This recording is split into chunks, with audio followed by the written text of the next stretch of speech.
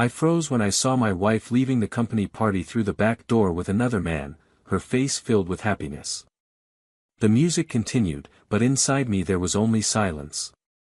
I left soon after, without saying goodbye to anyone, ending everything I once believed to be love. "You didn't lose me today, you lost yourself," was all I could say when she looked at me, days later. The lover, who seemed right that night, disappeared at the first call. She was left alone, surrounded by the choices she made. I, over time, found a new love, sincere, peaceful, and whole. When she sought me out, repentant, I offered forgiveness. Not to return, but to close the cycle with dignity.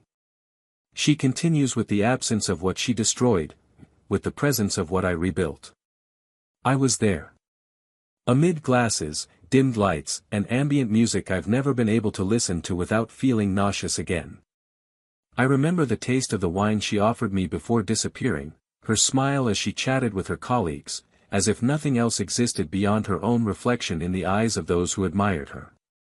I watched her like someone watching something they love fall apart, powerless to intervene, and even though there was a choked scream inside me, what came was the most deafening silence of my life. My feet refused to move, as if they understood that what was coming next was the end. When I saw her exit through the back, laughing like she hadn't laughed with me in a long time, and beside a man who wasn't me, everything inside me froze. The world kept spinning, but inside me, everything had stopped. That night, I died in a way no one saw. There was no funeral, no candles lit. Just a man standing in the middle of the party, trying to understand when he stopped being enough for the woman he swore to love. I didn't scream, I didn't cry, I didn't run after her. I simply left the glass on the table, grabbed my coat, and left, like someone leaving a place they no longer belonged to. And while the party lights still shone, and conversations mingled with the sound of the music, I walked the streets with my soul dragging behind me. Because, yes, a part of me remained there, in that room, the part that still believed in her. She tried to explain it to me days later. She looked at me as if searching for forgiveness at the bottom of a self-dug abyss. "I was confused," she said. "It wasn't what you think." But what she didn't understand was that I was no longer thinking anything. I was feeling. And what I felt was an open cut, the kind that hurts more when no one sees it. "You didn't lose me today, you lost yourself." And that was it. There were no screams, no slamming doors. Just a truth that echoed between us like a sentence. She cried. I didn't. Because I had already cried everything I had in me that morning when I returned home alone and lay down on one side of the bed that felt bigger than ever. The pain didn't come all at once. It came in waves. Some nights I slept angry, others longing.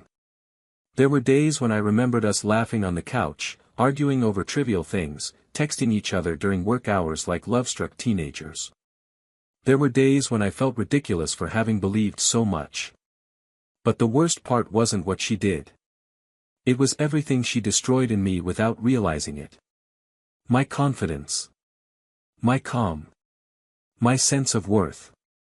It took me months to understand that it wasn't me who was too little, it was her who was too empty to recognize how much she held in her hands. And it was on this path, between relapses and rebuildings, that I encountered the unexpected. Someone who didn't arrive to take her place, but to remind me that love still existed in the world, just different, light, mature. Someone who looked me in the eyes without needing promises. Who listened to me without interrupting. Who smiled at me as if at peace, not at stake. Over time, I understood that love doesn't die, it just changes address. And mine had finally found another home. While I was learning to love again, she sank into silences no one could hear. Friends drifted away, joy gave way to a permanent restlessness, and the man she thought was freedom became just another forgotten name in conversations no one wanted to hear anymore. But her true punishment came much later, when, unintentionally, or too willingly, she found a box I'd kept for years. And inside were the letters I'd written to her during our marriage. Never delivered. Heartfelt letters. Full of affection. Things a man only writes when he loves deeply. She read each one as if trying to turn back time with her eyes. She cried, they told me. She cried like someone who discovers, too late, what she's thrown away. She tried to get closer. She texted. She asked for coffee. She said she needed to look at me one more time. But what she didn't understand was that I was no longer there. The man she betrayed, the man she lost, the man she thought could come back, that man was in the past she herself destroyed. And I was with someone else now. Someone who didn't need to lose me to value me. Someone who didn't tempt fate or gamble with my heart. She asked me for forgiveness. And I gave it. Not to ease her pain, but to free myself from my own. I forgave because holding a grudge would mean remaining trapped in a story that was no longer mine. I forgave because forgiveness isn't an invitation back, it's a door that closes with dignity. She cried again.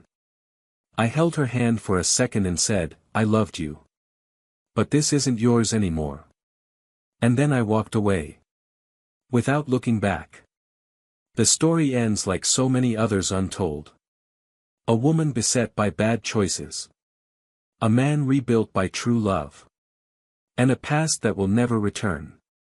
But there's something no one knows yet, something that was in that box of letters, something she saw and never had the courage to tell. A detail, a sentence, a promise that could have changed everything, if it weren't too late. Welcome to the channel. Here, betrayal is not romance, it is ruin that we do not support, romanticize, or justify it. All the stories you hear are fictional, but inspired by emotional truths that many have already experienced. Our goal is clear, to show that betrayal doesn't just hurt, it destroys homes, trusts and entire futures. Get ready. What you're about to hear is a story. Shocking, intense and unforgettable. A lesson wrapped in drama. Take a deep breath. The truth will hurt. For many years, Daniel and Helena's love seemed to be the kind that life respects. They met as young people in a bookstore, when he, clumsily, dropped a stack of historical romances right at her feet. They laughed. They exchanged apologies. He noticed her watchful eyes watching him, as if she'd known him from another life. She, in turn, was intrigued by his restrained and sincere manner, like someone who walks the world carefully so as not to hurt anyone. Their subsequent encounters were simple and, therefore, unforgettable: coffees on rainy afternoons, movies watched in silence, hands that leisurely sought each other, conversations that stretched into the wee hours. It was a relationship made of small things, but one that possessed a grandeur that neither of them could explain. Over time, their coexistence shaped their rituals. Helena prepared breakfast every Sunday while Daniel read the newspaper headlines. He knew by heart her sleeping position and her preferred side of the pillow. She knew his silences like someone listening to a language of her own. Nothing between them was loud or excessive. They were two whole people living together in peace, and that was love. Helena was always intense. Ambitious in her gaze, elegant in her gestures, she possessed a discreet magnetism, the kind that doesn't impose itself, but is easily ignored. She worked in communications and knew how to use words with precision, whether in meetings or at social dinners. Daniel, more reserved, was a civil engineer and often said he preferred building bridges to giving speeches. Even so, between them, there was an unlikely balance that worked. She pushed him out of his comfort zone, and he reminded her of the value of silence and calm. Together, they built a life based on complicity, trips that marked chapters in their history, family parties, occasional arguments always overcome with dialogue. They were the kind of couple who seemed to have found the formula so many seek: love, respect, and a rare lightness. Their home reflected this care. Every corner held something of both. The bookshelf in the living room blended Daniel's technical books with Helena's dramatic novels. The kitchen, illuminated by the evening light, was the scene of laughter, impromptu dinners, and a few glasses of wine on the longest nights. The bedroom was a refuge, where bodies met with familiarity and desire still alive, even after years. On the walls were paintings of travels, saved notes, spontaneous photographs. Anyone who entered that home realized, without needing words, that there was history, routine, and affection there. Over time, life demanded more. More dedication to work, more commitments, more goals. Daniel began to take on projects that required long hours at the office and, sometimes, unexpected travel. Helena, on the other hand, began to gain visibility within the company where she worked and began to be invited to events, lectures, and social engagements. Still, they tried to stay connected. Scheduled lunches, midday messages, discreet surprises. But, as happens with many couples, the effort began to wear thin in the face of routine. Conversations became more objective, touches less frequent. There were no arguments, no accusations, just a subtle distancing, so slow it seemed imperceptible. A separation that didn't hurt immediately, but that gradually eroded what had once been a constant presence. Helena began to miss something she couldn't even name. She felt alone even with company, fulfilled by a functional life, but emotionally empty. Daniel, always centered, didn't realize the depth of this void. He believed they were simply going through a natural phase of maturation in their relationship, a time when love manifests itself more in actions than words. He still watched her sleep from time to time, still remembered how much she liked coffee, still worried when she arrived home too late. But perhaps he'd forgotten to tell her. Or perhaps he'd assumed she already knew. Friday dinners began to be cancelled out of fatigue, Sunday outings were swapped for naps, and the once vibrant intimacy began to be postponed for weeks. None of this seemed alarming to Daniel. He trusted her, the strength of their story, and what they had built together. He believed that, even in absence, their love remained. But for Helena, the silence began to weigh heavily. She missed being looked at with admiration, being touched with desire, being listened to without haste. Not by just anyone, but by him. Still, neither of them talked about it. And that was perhaps the most dangerous mistake, the silence that settles between two people who no longer know how to reach each other. The days became repetitive, as if they lived in cycles that no longer intersected. Dinners were now with friends, work trips were enjoyed with a certain relief, and the couple's bed became occupied by bodies sleeping back to back. There was still love there, but mixed with a kind of weariness that prevented them from expressing it. There was no betrayal, no open hurt, but a growing absence of presence. An invisible flaw that, over time, would become a crack. Amidst this scenario, Helena began reconnecting with old coworkers. People with whom she could laugh without explaining herself, with whom she could talk about herself without feeling ignored. Daniel, immersed in numbers, deadlines, and reports, no longer noticed the subtle changes in her behavior, the way she dressed differently for events, her evasive answers when he asked about her day, her lost gaze during dinner. He trusted her almost blindly, not out of naivete, but because he deeply believed that true love requires no vigilance. And it was precisely this trust, so sincere and calm, that would become his greatest pain. Helena, on the other hand, was immersed in internal conflict. She felt guilty for feeling what she felt, for wanting what she wanted, for allowing herself to dream of a different life. She still loved Daniel. But this love seemed to have transformed into something closer to gratitude than passion. She fondly remembered the moments they'd shared, their achievements together, the way he'd always been her safe haven. But at the same time, there was a longing within her for something new, a call for a kind of attention she no longer received, a desire to feel alive again. It was as if she'd been caught between two worlds, one she respected and one she desired. Despite this, she kept up appearances. She continued to arrive home on time, attend family dinners, laugh at the same jokes, and talk about the same topics. Daniel remained kind, caring, present in his own way. But she felt distant, disconnected, as if watching her own life from the outside. The kisses became formal, the hugs brief. And the glances, they no longer met as often. Still, there was affection. There was still memory. And perhaps that was why she hesitated so much before the abyss that was beginning to form between them. Meanwhile, Daniel continued investing in their future together.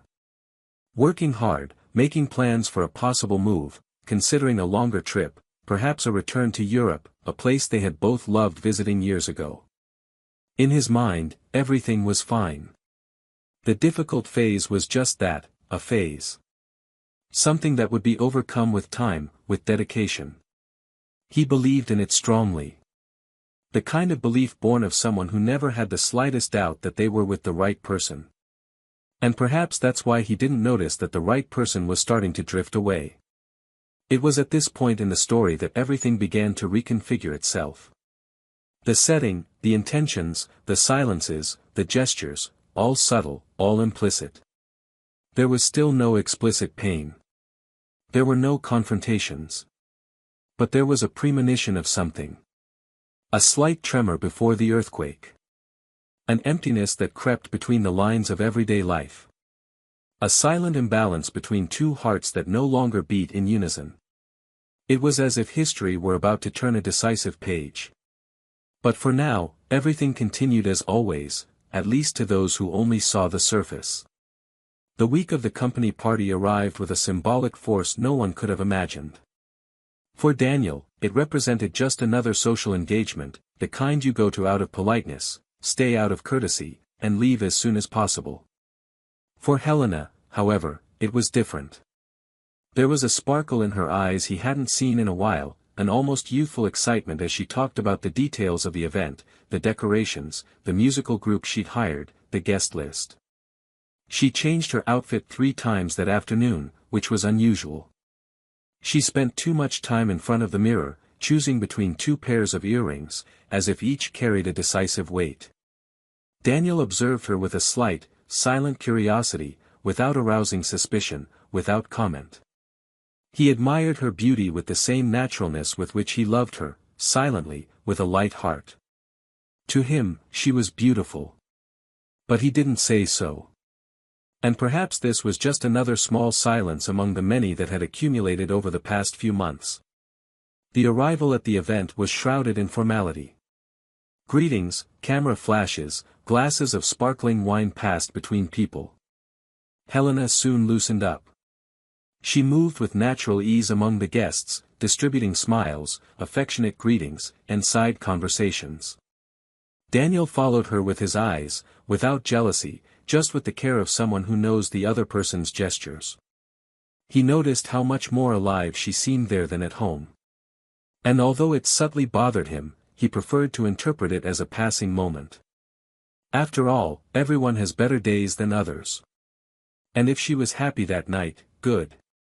That was what he thought as he poured himself another glass, chatted with close colleagues, and kept his body present, although his mind was already wandering with scattered thoughts. As the hours passed, Daniel lost sight of Helena. She wasn't in any of the usual conversation groups, nor near the dessert table, nor near the dance floor where some were taking awkward steps. Initially, he wasn't worried. He figured she might have gone to the bathroom or taken a call. But the minutes passed, and the discomfort came along with an intuition he couldn't explain. He walked to the back of the room, where the service exits were. And that's when he stopped. He stopped because he saw. And what he saw was more than enough to freeze time. Helena was leaving through a side door, a man at her side. He wasn't just any colleague. There was something about her posture, the lightness of her walk, the way she threw her head back as she laughed, that clashed with the formality of the event. She didn't look like a woman discreetly leaving a party. She looked like a teenager on the run, a newly discovered woman, someone breaking free from a prison only she knew existed. Daniel watched unseen. He felt his throat tighten. His hands sweated. The ground seemed to give way, but he remained there, as if something prevented him from moving. It wasn't just the sight of the scene, it was what she carried. This was more than a physical betrayal. It was confirmation that the estrangement he'd felt wasn't just an impression. It was real. It had a name. It had a body. It had laughter. He went back inside without thinking. He walked among the people like a ghost, hearing no sounds, feeling no touches, responding to greetings. He grabbed his coat, left his glass on the table, and walked out the front door. The night air felt like it was cutting into his skin. But he didn't cry. Not yet. Because there was a part of him that still hoped he was wrong. That still wanted to believe it was something else. A misunderstanding. A coincidence. A coincidence of gestures.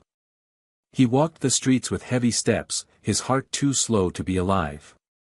And as the night faded into silence, he mentally replayed what he had seen, trying to find another explanation, any explanation, that would free him from the pain that was beginning to build within him. The following days were a rehearsal for what would become their new reality. Helena returned home late that night with the same smile she'd worn during the party. She feigned fatigue. She lay down beside him. She slept. Daniel didn't sleep. He lay with his eyes open for hours, staring at the ceiling, trying to understand how someone so close could become so distant. In the morning, she acted normally. She made coffee. She asked about his day. She spoke about the event enthusiastically, as if nothing had happened. Daniel listened to her with feigned attention, but his eyes were alert. She lied well. And he hated knowing it. It was a talent he hadn't seen in her. Or maybe he had, but he'd never needed to see it. He didn't confront her. Not yet. Something inside him wanted to observe more. He needed to understand the contours of what had happened. And, most importantly, he needed to decide if he really wanted to know how far it had all gone. During the days that followed, Daniel studied her like someone trying to read a book in another language. Every gesture, every word, every change of tone was a new chapter. And what he saw was the same pattern: care, normality, formal affection. But something was missing.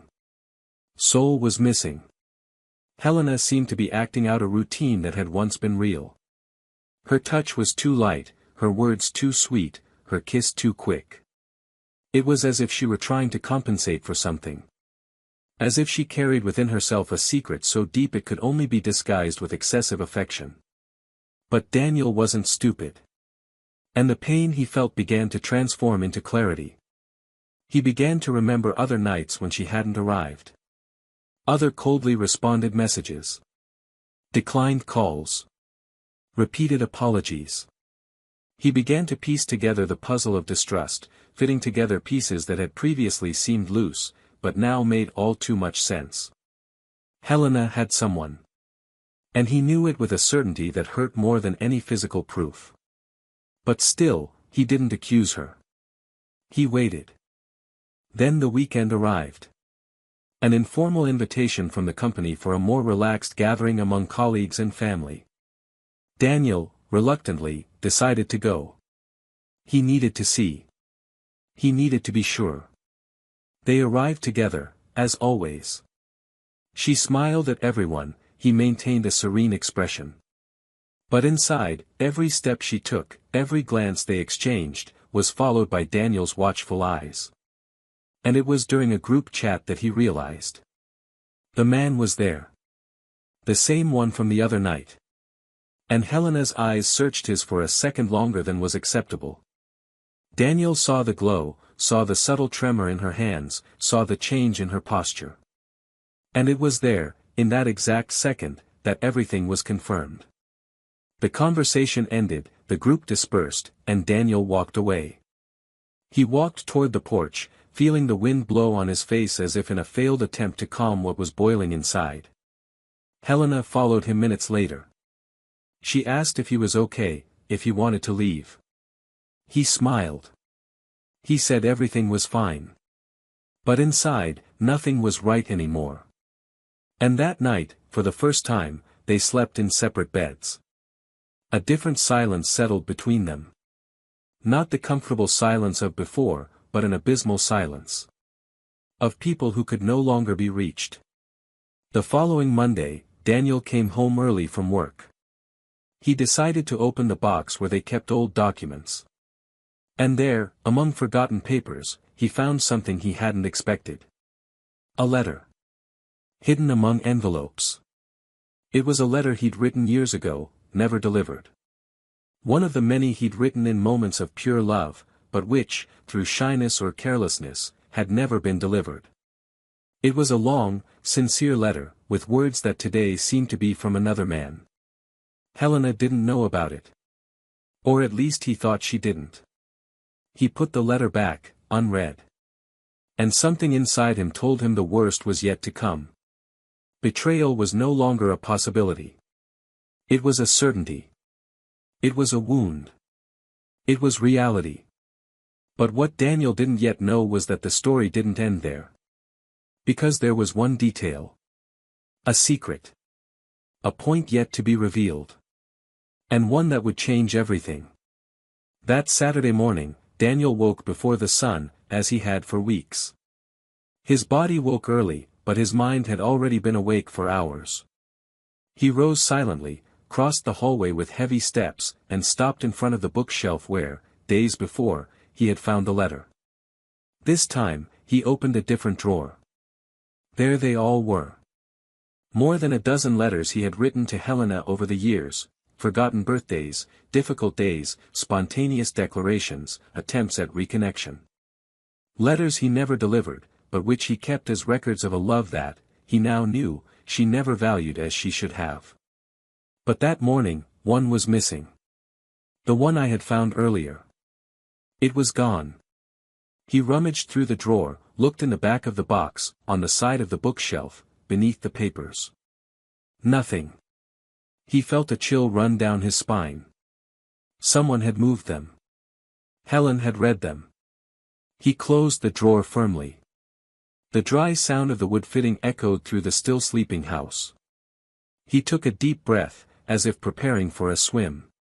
In the kitchen, the smell of coffee began to wade in, and Helena appeared, as she always did, her robe tied carelessly and her hair tied in a messy bun. She said something about the weather, mentioned they needed to buy more fruit, but Daniel didn't respond. He just stared at her. And in that look, there was everything that had never been said. She noticed. She fell silent. He sat at the table. He stared at the cup for a few seconds and then spoke. He said he knew. That he no longer needed to listen to explanations or half-truths. That he had seen enough, felt enough, understood enough. Helena tried to interrupt him, but he continued. He said he didn't feel anger, only pity. And sadness. Because what they had built deserved more than the silent end she imposed when she chose someone who wasn't part of their story. Helena took a deep breath. She brought her hands to her face for a moment, as if trying to contain something greater than her own will. She sat across from him and, for the first time in a long time, looked him in the eye without looking away. She said she never wanted things to get this way, that she hadn't planned anything, that she'd simply let herself be carried away by a feeling that, she now realized, was an illusion. She said she'd made a mistake, that she'd confused need with freedom, desire with affection. Daniel listened to her in silence, without interrupting. She spoke for long minutes, trying to justify what had no justification, trying to name feelings that no longer existed. And when she realized he wouldn't respond, she fell silent. It was then that, on impulse, she got up and left the room. She returned minutes later with the letter in her hands. The same letter he had written years ago and which, until then, she had thought was hidden. She clutched the envelope tightly, her eyes teary, her fingers trembling. She said she had found it by chance while searching for an old document. She had read the letter more than once, and that each word was like a punch in the gut. She had no idea how much he loved her, or rather, she did, but had forgotten. She said she cried while reading it, and that, in that moment, she wanted to go back in time. To ask forgiveness for every cold gesture, for every absence, for every time she chose to look outside instead of looking at him. Daniel was unmoved. His voice, when he spoke again, was firm but not aggressive. He said he didn't write those letters to be read too late. That each one was an attempt to keep alive a flame she herself extinguished every day. That there was no point in saying she regretted it now, when she had already crossed a line of no return. Helena cried. She really cried. But he wouldn't give in. Because there was a new limit within him.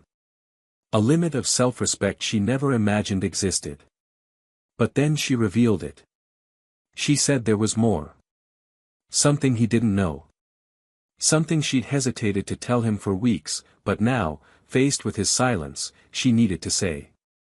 Not to justify herself, but because she couldn't bear it alone any longer. She took a deep breath and, with a choked voice, confessed, her lover disappeared.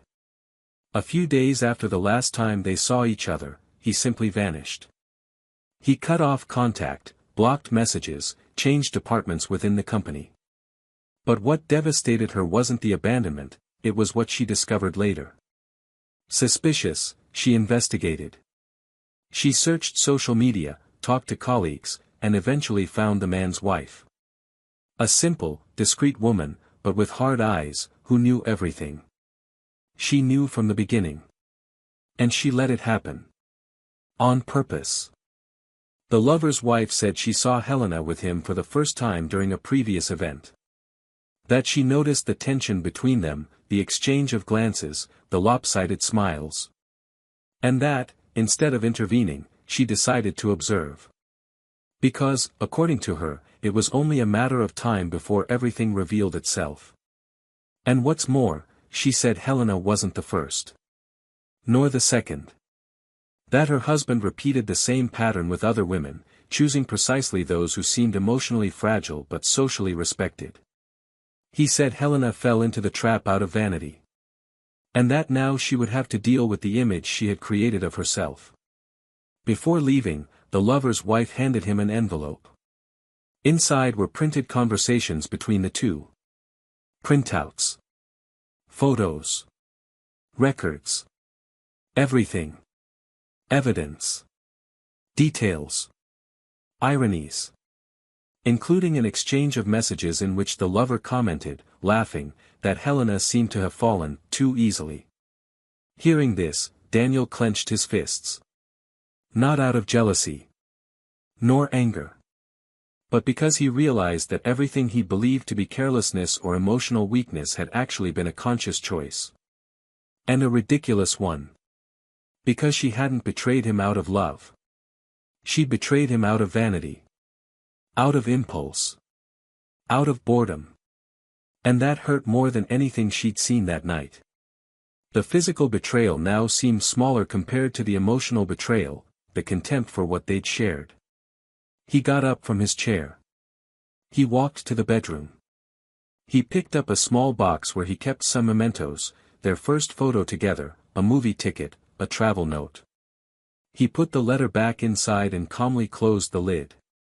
He returned to the living room. He told her she didn't need to explain herself further. That nothing I said would change the essence.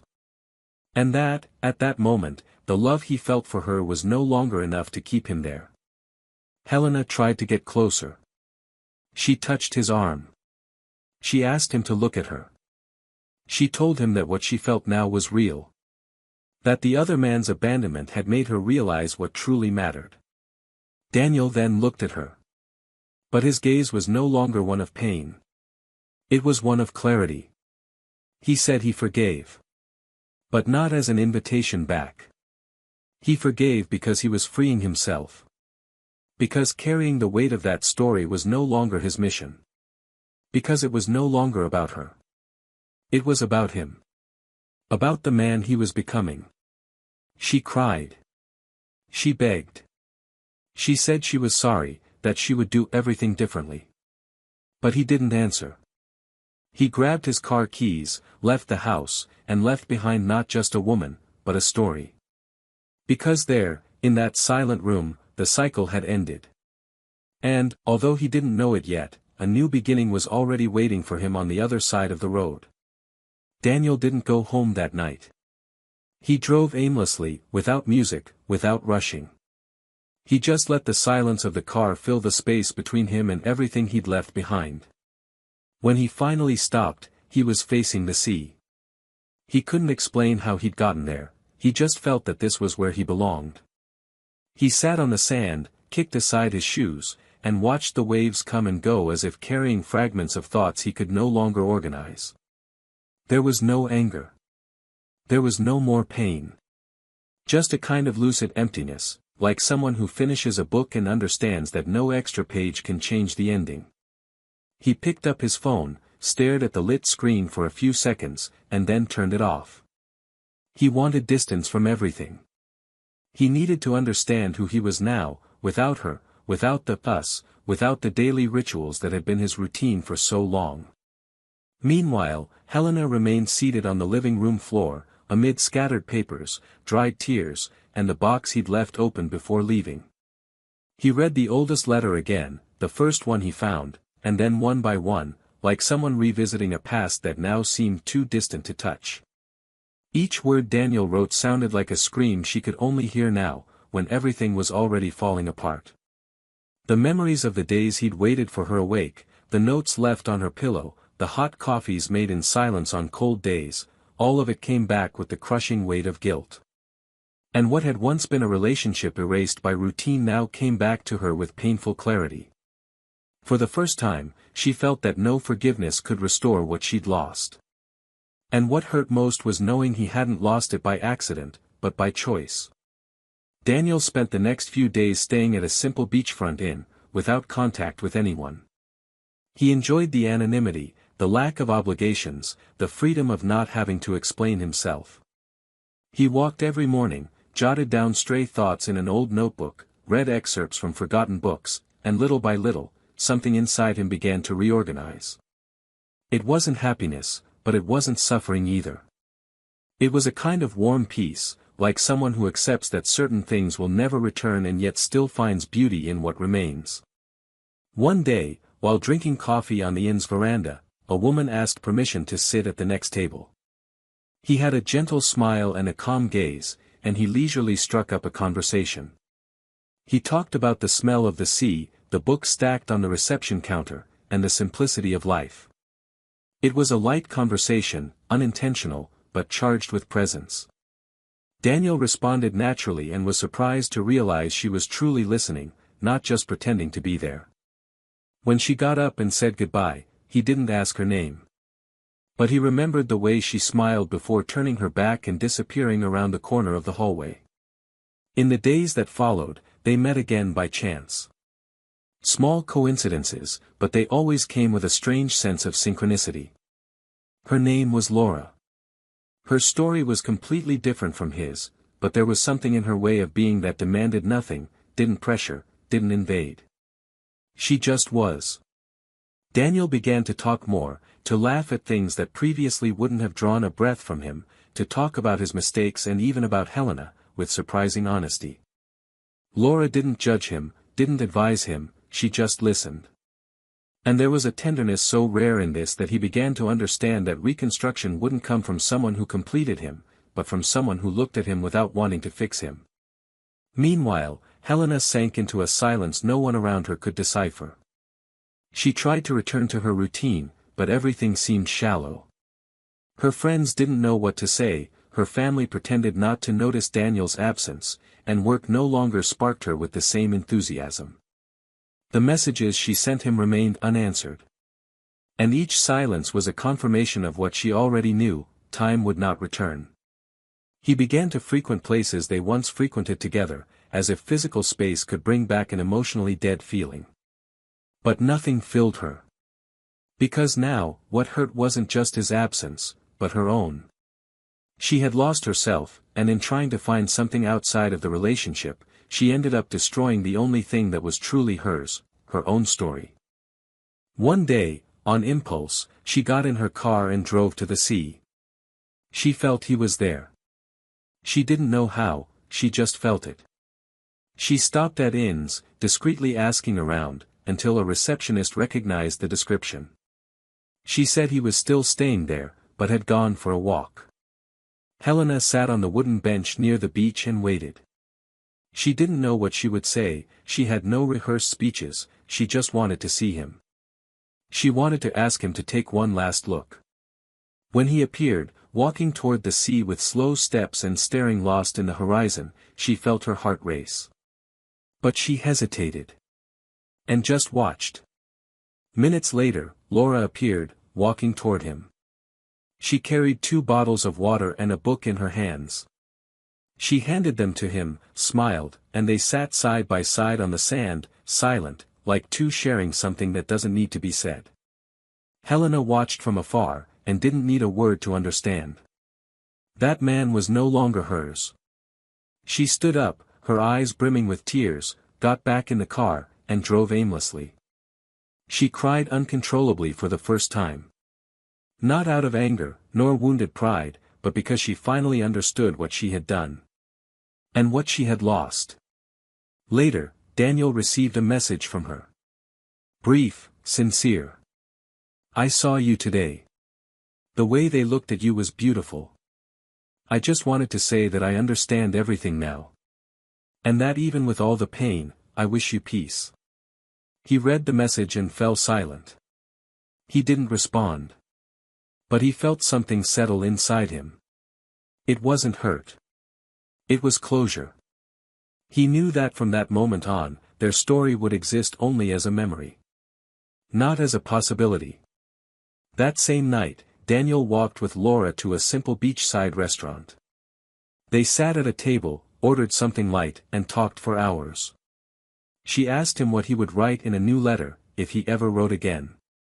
He thought for a few seconds and replied that he would write to himself. I would say that there are no guarantees in life, that love is not enough if it's one-sided, and that trust is like glass, when it breaks, it can be put back together, but it will never be the same. I would say that sometimes you have to lose everything to find yourself, and that some pains come to awaken parts that were sleeping. Laura smiled and said she hoped he would write, because there were people who needed to hear it. He replied that maybe he would. But this time, he wouldn't keep the letter. He would deliver it. By hand. Helena, in turn, returned home and opened the same box where Daniel kept his memories. But she found nothing but empty space. She now kept there the letters she herself had begun writing to him, even though she knew he would never read them. Not as a way to win her back, but as an attempt to understand everything that had happened. Writing was her only way to move on. Because the love she had lost wasn't just his. It was hers too. And now, she knew that her biggest mistake wasn't betrayal. It was letting love die without a fight. The days passed. Time, which doesn't heal everything but teaches us to live with each other, began to soften the wounds. Daniel left the inn and returned to the city, but with new plans, new habits, and a new outlook on everything. He met Laura again, unhurriedly, without expectations. And even though I didn't know where this would lead, I knew I was no longer trapped in the past. I could breathe. Helena also started over, little by little. She sought help, faced the stairs, rebuilt part of herself with what was left. Not to return to what she was, but to avoid repeating what she had been. And she would forever carry the weight of her choices. But also the lesson that only those who lose learn, that true love isn't found every day, and when it is, it should never be treated like a replaceable object. Because there's nothing more precious than what you only recognize when it's gone. Daniel continued his life unhurriedly, but with direction. The pain that once seemed deeply rooted now lingered like a distant echo, not because the past had been erased, but because he had learned to look at it without wanting to return. It was like a scar, still visible, still sensitive at times, but already part of what made him whole. The restart wasn't immediate, nor was it easy. There were days when he questioned whether he was ready to love again, whether he hadn't closed himself off more than he should have, whether this new feeling blossoming alongside Laura was truly genuine or merely an unconscious attempt to fill the gaps Helena had left. But her presence, always light, undemanding, allowed him to gradually build a new way of feeling, a new way of belonging. He didn't need to prove anything, nor justify himself, and this freedom brought to light a part of himself that had long been dormant. Laura didn't ask about the past more than necessary. She respected Daniel's silences with a rare wisdom. She knew that some pains don't need to be discussed, but rather understood in the other person's own time. And this gradually made him want to open up. Not out of obligation, but out of trust. He talked about the letters, about the years of their relationship, about the feeling of loss that came not only from betrayal, but from the shattering of a story so carefully constructed. He said he no longer blamed Helena for everything. That he now understood that love is a path that must be traveled by both sides. That he himself had lost himself amidst his attempts to hold on to what was falling apart, and that, although he didn't deserve the way things had happened, he had also failed to see the signs in time. Laura listened attentively. And in the end, she simply said she was happy he'd decided to stay, that the bravest thing to do wasn't to stay, it was to leave. And Daniel smiled, for the first time in a long time, with a full, unclouded smile. He then began to reorganize his life from the inside out. He sold the apartment where he'd lived with Helena, choosing a smaller, more cozy space with large windows and plenty of natural light. He resumed his habit of cooking, of listening to music that reminded him of who he was before he'd been just someone's husband. He rushed back in the morning, visiting bookstores, writing fragments of thoughts that might one day become something bigger. And late one afternoon, sitting at a cafe table, he wrote a letter in a suit. But this time, it wasn't to her, nor to himself. It was to no one. It was a letter to time. Thanking her for taking what no longer served and for leaving only what made sense. Helena, for her part, experienced silence differently. If before it had been a deafening noise, now it was a kind of punishment she accepted without resistance. She no longer tried to seek him out. She no longer apologized. She knew that everything that needed to be said had already been said. What remained was to learn to live with her own absence in the life of someone who had once been everything. She began attending therapy, looking inward with more honesty, recognizing that what she lost wasn't just a man, but a version of herself that only existed when she was with him. She tried to reconnect with old friends, seeking activities that made her feel something other than guilt, but there was always a gap, a brief moment between one gesture and the next, when the weight returned with force. And it was in those moments that she wrote. No longer to Daniel, but to herself. Diaries poured out in silence, confessions that sought not forgiveness, but understanding. One day, when Helena happened to run into a friend she hadn't seen in a long time, she heard something that made her stop. Her friend, unaware of the details of the separation, commented on how well Daniel seemed now. Lighter, more present, with a glow I hadn't seen in a long time. She said she'd seen him at a cultural event, smiling next to a serene-looking woman, and that she'd sensed something different about him. Helena simply smiled discreetly and, upon returning home, cried. Not because she wanted to be in the other woman's place, but because she realized Daniel had achieved what she hadn't been able to offer, peace. And there, amidst tears and silence, she understood that love doesn't always survive regret. That some losses are permanent. That no gesture can reverse the exact moment someone decides to move on without you. Meanwhile, Daniel was invited to speak at an engineering conference, and he took Laura with him. It was the first time he was introducing her to the world outside the safe bubble they had created together. During the event, many acquaintances greeted him enthusiastically, and some even asked him, naturally, about Helena. He responded calmly, without embarrassment. He said it had been an important story, but that he was now part of another stage. And everyone understood, perhaps because they saw in him a man who had not only overcome a separation, but had been reborn from it. Laura followed him from afar, proud, knowing that the right time had come. At the end of the event, during dinner with friends, Daniel was asked what he learned from everything he had experienced. He was silent for a moment and then replied that he had learned that love is a daily choice, and that the absence of choice is also a choice. He said that no one cheats out of the blue, but that nothing justifies cheating.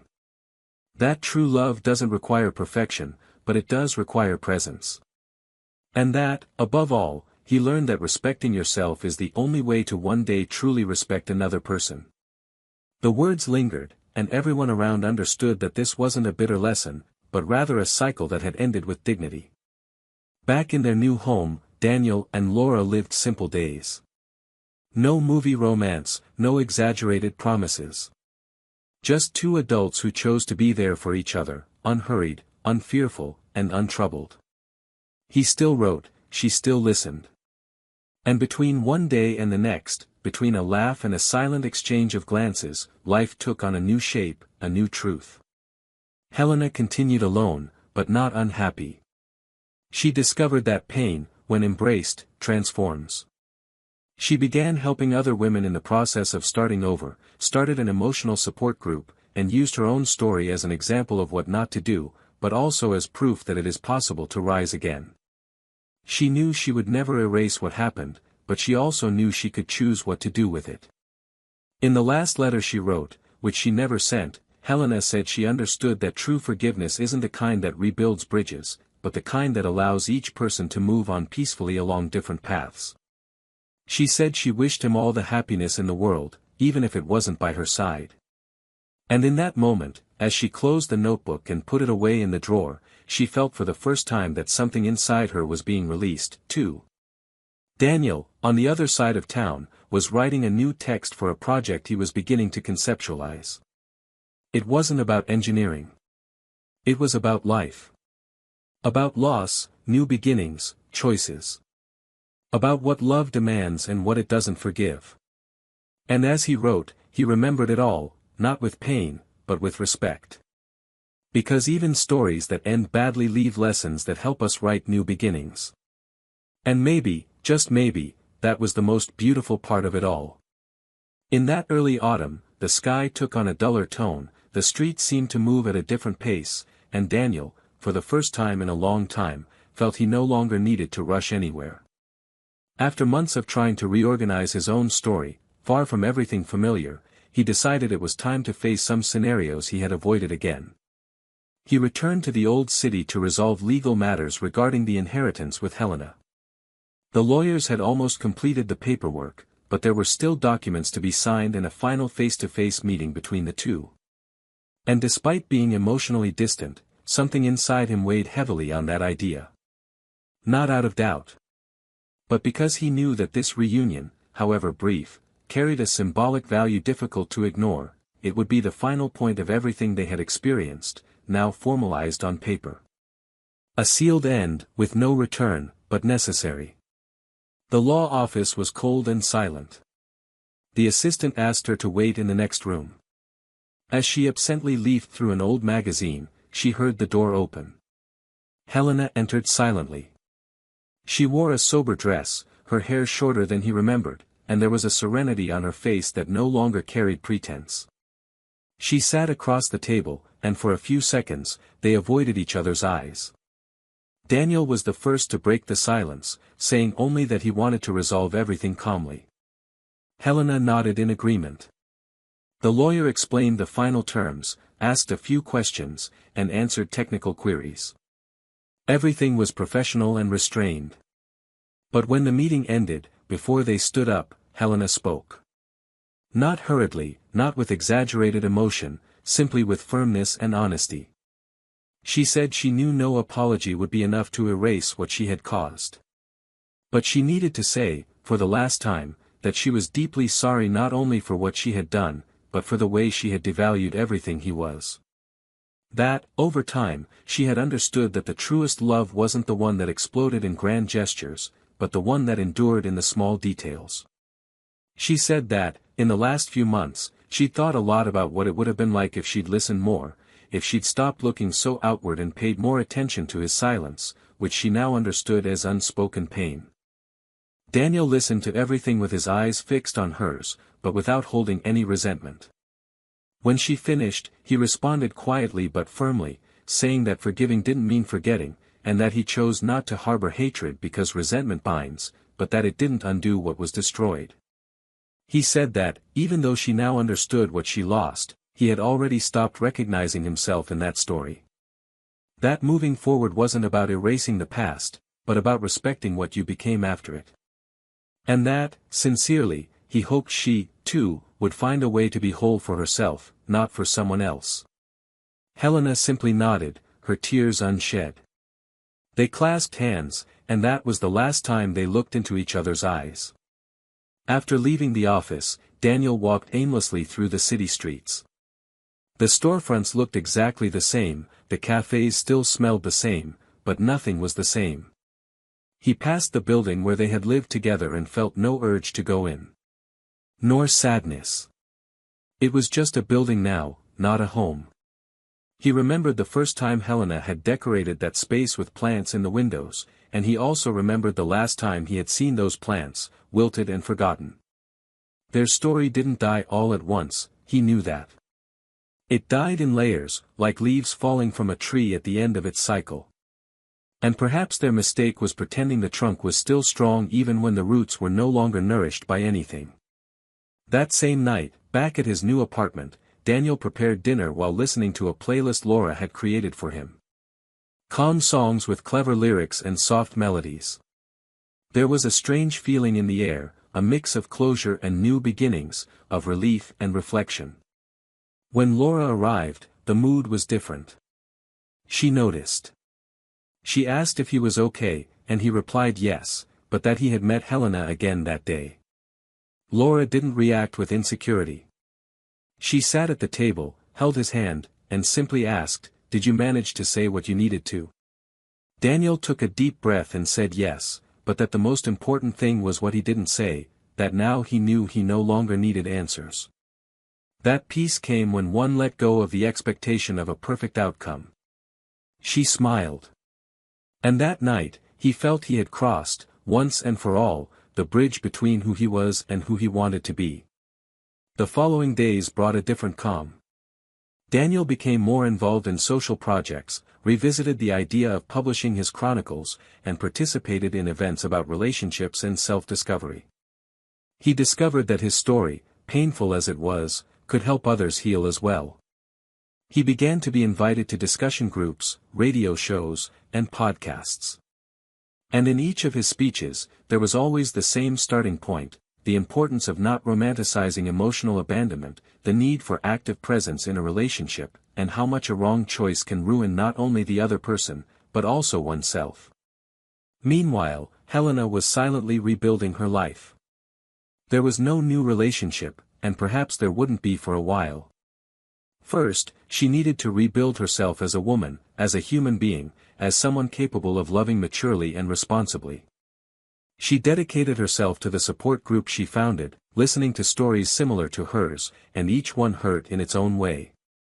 She was confronted with difficult mirrors, but she also found solace in realizing she wasn't alone. One day, one of the women in the group said she had forgiven her husband and started over with him. Another said she had separated and could never trust anyone again.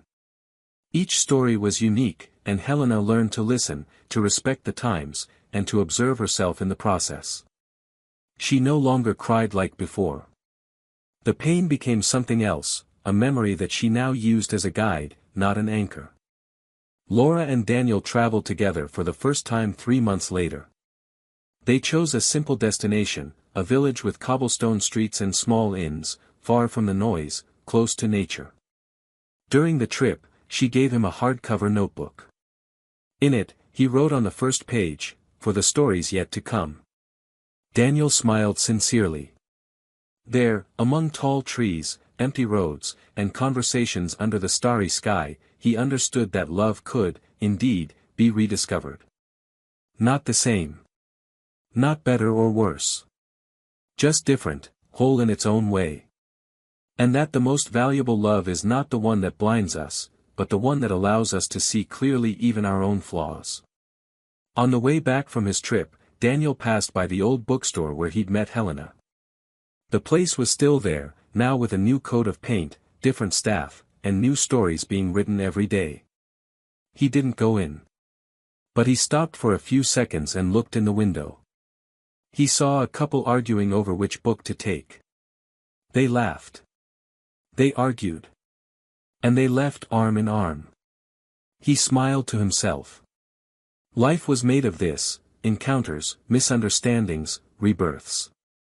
And he finally felt free to continue writing the next chapters. Not to erase the previous ones, but to honor everything he'd learned from them. And even without knowing it, at that very moment, Helena was skimming through one of his columns in a literary magazine, unaware that he was the author. She read each line with the feeling that those words had already been spoken to her in another form, at another time. When she reached the end of the text, a quote was highlighted: "Love lost through carelessness always returns, but never to the one who lost it." She closed the magazine slowly. And for the first time, she accepted. Without anger. Without hope. She simply accepted. Because sometimes, the deepest form of love is letting go, even if it costs one's own heart. At the end of a year that felt like a decade, Daniel felt like he had finally made it through all his winters. He no longer carried the weight of the questions that once kept him awake, nor did his heart feel oppressed by the memories that once insisted on returning. Now, there was room. Room for new things, for feelings that didn't hurt, for the lightness of simply being himself, without the constant feeling of being left behind by someone he claimed to love but was always walking in another direction. Life had taken on new contours, as if time had reassembled the puzzle of his days, not with the same pieces, but with different, more honest images. And on that cloudy late afternoon, sitting in a corner cafe, watching the people outside, Daniel understood clearly that not all loss is tragedy, some are liberations disguised as pain. The week before, he had given a talk about emotional reconstruction after traumatic breakups. He told his story as naturally as he would a change of address. No anger, no self-pity. It was just the truth, expressed with the dignity of someone who had lived and survived.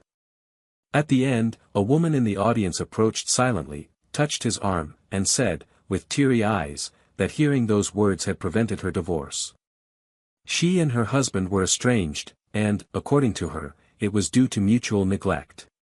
The talk made her want to try again. Daniel thanked him, smiled kindly, and, as he drove home that night, he realized his pain had created something good for someone. And that was enough. Laura was waiting for him with dinner ready, her hair tied up in a messy bun, and the same calm look that had welcomed him from the beginning. This was where he wanted to be, and now, he knew the feeling was mutual.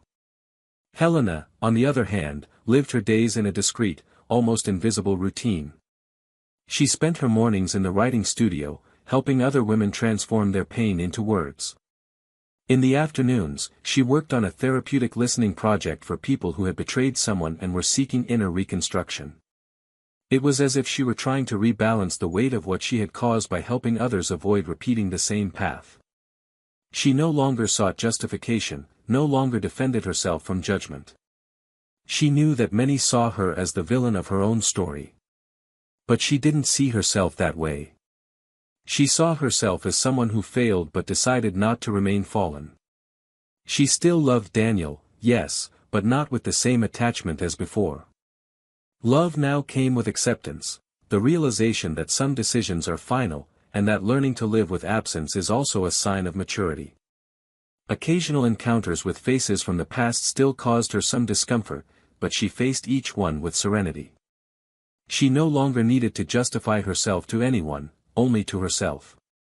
One weekend, she was invited to a literary fair where one of her texts, written under a pseudonym, would be read by an actress. She sat among strangers and listened silently to every word she'd written during sleepless nights of reflection.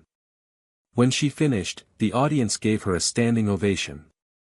No one knew it was hers, and it made her smile.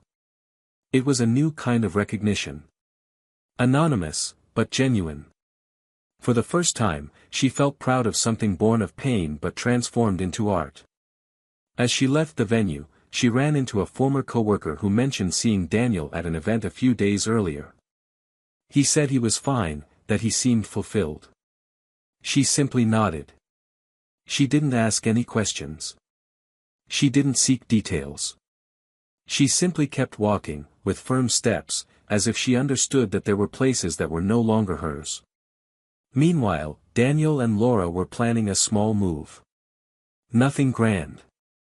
They just wanted to trade their apartment for a house with a yard, where they could plant some trees and maybe get a dog. She said the dirt floor would keep them more connected to reality. He laughed, saying she spoke like a character in a book, but deep down he knew it was true. After living so much among ruins, all he wanted was solid ground. Among the moving boxes, he found one of the old letters he hadn't burned. He read it in silence. It was a letter to Helena, written long before the pain, when there was still hope that love would endure.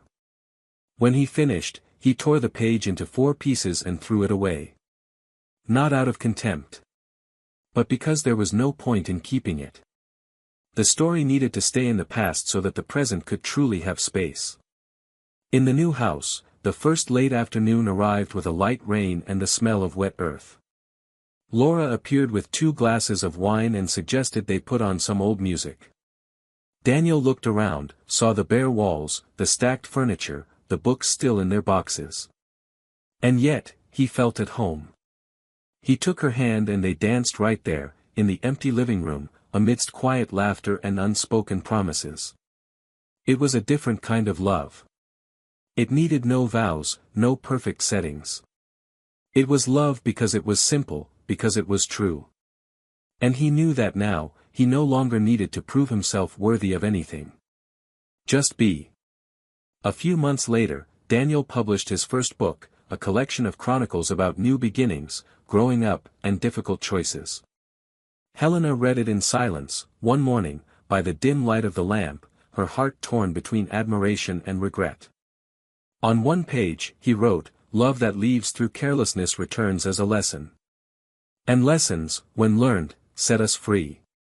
She closed the book and, for the first time, wept peacefully. Not because she wanted to start over, but because she understood that the pain had become wisdom.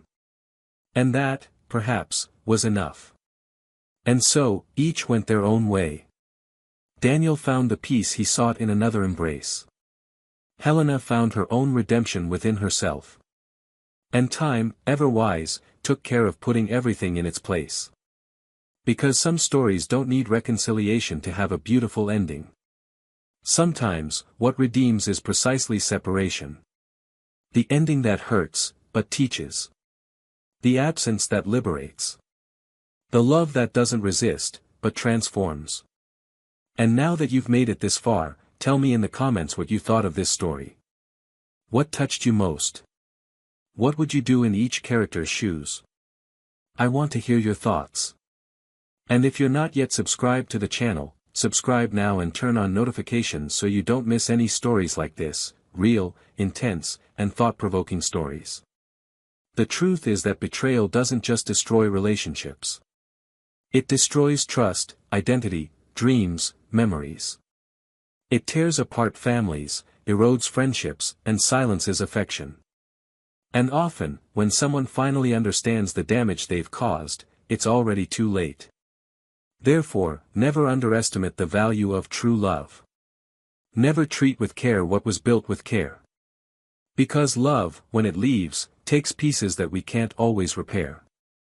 And remember, this channel does not support, normalize or romanticize any type of betrayal. Here, the truth is told to open the eyes, not to deceive the feelings. Until the next story.